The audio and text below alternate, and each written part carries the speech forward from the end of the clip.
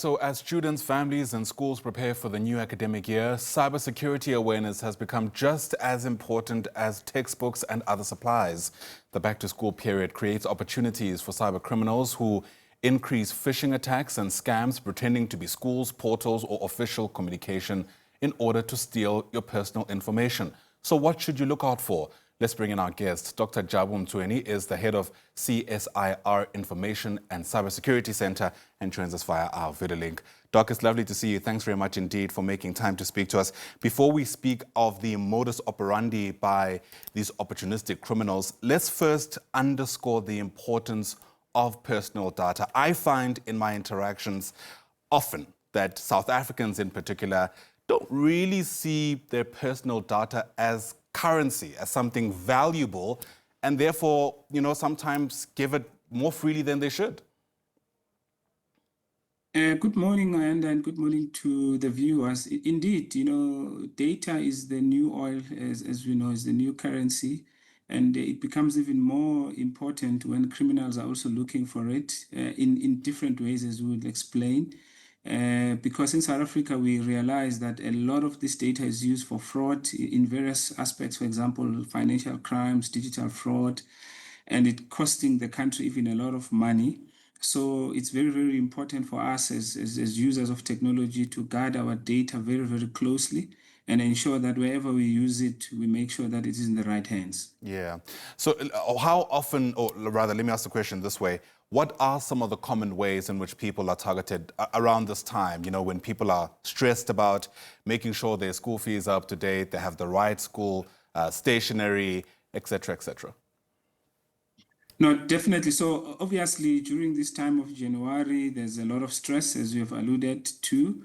One of the common ones, particularly when it's back to school, is the issue of, registrations at universities where we know, for instance, that our country struggles, for example, with a lot of spaces in the university. So you find now criminals taking advantage of that, setting up websites that would force people to go to those websites because they're desperate to register.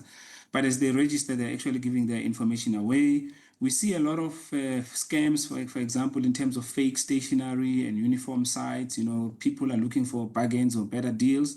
And through that, they then end up falling for these scams because criminals, they also use our emotions to actually, ensure that they get to us when we are weaker. But also the bursaries and scholarships, scams, there are quite a lot of them, particularly with university, students. You find that because we struggle, to either pay the registration fees and to pay our fees, you find these scams coming up on social media and various platforms asking us, for our information, promising to give us bursaries and representing sometimes even big companies such as SABC, but you find that all those are scams as well. What I found is that the messages, the texts, the emails are looking increasingly legitimate. In fact, I know there was an alert recently about, messages purportedly coming from Auto alerting people about infringements, which is something I think that would also be quite common around this time of the year. People are traveling between provinces and could think to themselves, perhaps there was a time when I was above the speed limit, and go on to click the link. So given how realistic the messages have become, what are some of the ways around that?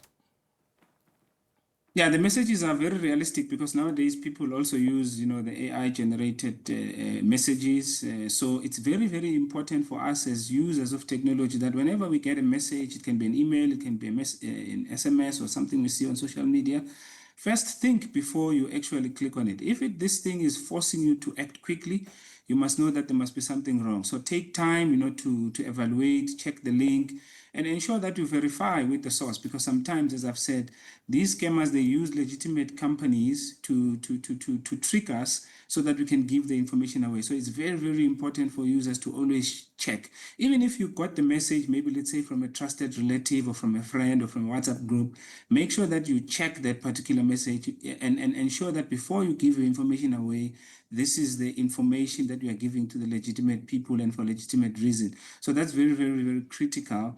And of course, sometimes nowadays people call or they use voice notes and the likes. Don't just rely on voice notes because those can easily be manipulated these days. So verify. That's what I can say. But also don't rush. And I know we are all maybe in a panic mode, but once it asks you to panic, you must know that it's going to be problems. Often people also speak about this multi-factor authentication. Break that down for us and whether or not something like that could help. So generally, when it comes to technology, because we are used to passwords, when we gain access to various platforms, whether it's our internet banking, it's our emails and the likes, and criminals then they take advantage to steal these passwords through these phishing scams. And then the multi-factor authentication just ensures that even if, let's say, your unlucky criminals have hacked you, they've taken your data, your username or your password, they could still need another factor, in order to gain access maybe to your sensitive information. For instance, nowadays mobile phones have biometrics, where you could use it as another factor, or face IDs and things like that. But other people could use some cards as well. So it's very important for users in whatever platforms they're using, whether it's internet banking, it's on their instant messaging, social media, ensure that you enable multi-factor authentication so that even if your passwords are lost, at least criminals won't have easy access to them and steal your data. Yeah. I know what some companies do is on their official website, they create something of a tab where they'll be able to list some of the common ways in which, some people are scammed. I think banks, I stand to be corrected, one bank or two may be doing something like that. But the question really, Dr. Jabu, is are we getting better at least helping people be aware of what's out there before they become victims? Look, it's a bit difficult. I would say maybe compared to 5 years ago, we are getting better. And the data also tells us that the amount, of money that we are losing through scams is reducing. But just like the crime stats, sometimes it's one victim is too many. For instance, I think with regards to just financial crimes, we are losing about 2.7 billion in the previous financial year compared to maybe 3.3 billion, but that money is still a lot of it, right?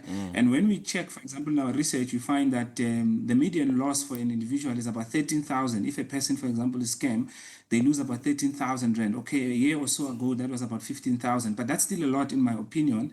And when companies, for example, lose some of this data, they have a potential loss of almost 50 million, per data breach, which is still a lot. And I know it has improved over the years, but there's still a lot of work ahead. Yeah.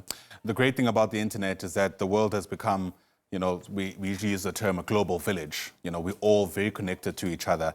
What is not great about it, though, is the fact that we're all connected to each other. And I wonder how that dynamic has affected where the threat actually comes from.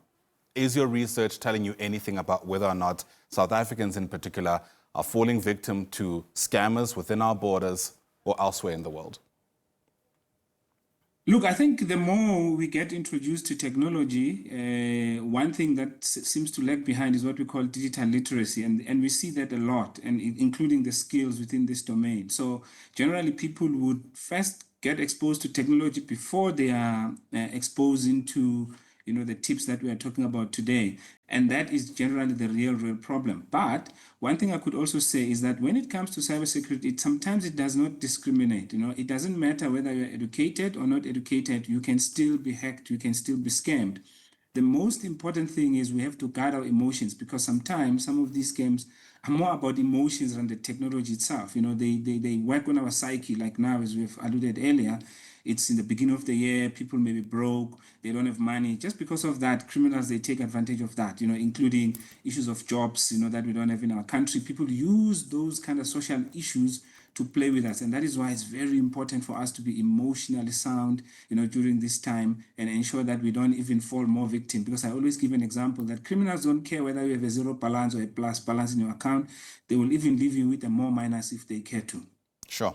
Some sage advice, very sobering as we start the new year. Dr. Jabu Mtsweni, thanks very much indeed for speaking to us. Dr. Mtsweni is the head of CSIR Information and Cybersecurity Center, and of course is helping us think through some of these important issues as we begin the new year.